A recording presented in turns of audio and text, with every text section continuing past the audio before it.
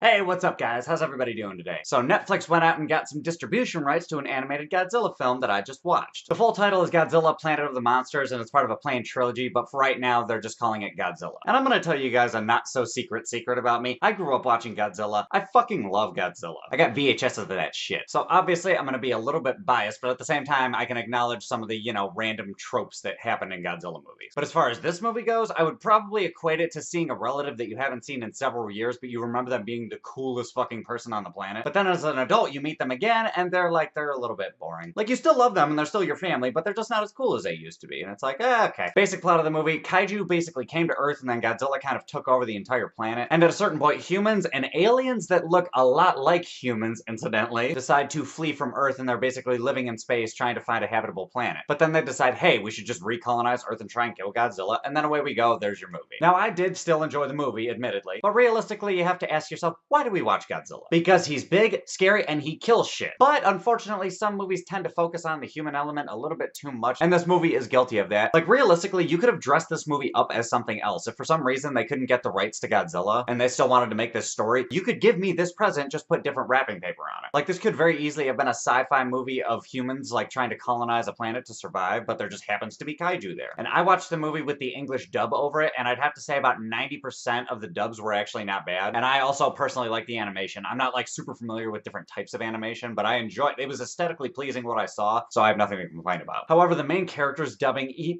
was trying a little bit too hard. He was a little bit too intense. Like, first of all, he just sounded like he took it way too seriously. Second of all, at the end of everything, it seemed like there was a little mini exhale at the end of everything, like he just got done going for a run. Like, this is very important for us to get Godzilla. But I did like the main character, and I thought his narrative was pretty strong, so I kind of got over the dubbing shit. And as per the fact that they focused on the humans, there wasn't a whole lot of Godzilla in the movie, not really. I did like the music quite a bit, and I thought the third act was pretty fun. Like, all the action scenes that were in it, I thought they were really cool. And some of the effects on the animation in the third act were really dope too. Also, if you do watch this movie, there is a post-credit scene, so stick around. And again, another trope is that there's two different alien races in the movie, and somehow, coincidentally, they both look overtly human except for, like, one or two things, which is nothing new in a Godzilla movie. Also, I thought the prologue at the beginning of the movie, like, it was cool, and I was interested because I'm a Godzilla fan. But as a whole, I don't think audiences will really give a shit about that kind of thing. The opening scene is good, but then the explanation that they do after that, it was a little bit too far-fetched. Like, you could have dumbed it down to just the human race has left the Earth and they want to come back. Something short like that. However, I do have to say, like, all the drama surrounding, like, this committee that's kind of in charge of this colonization ship was kind of interesting. Like, ultimately, you don't care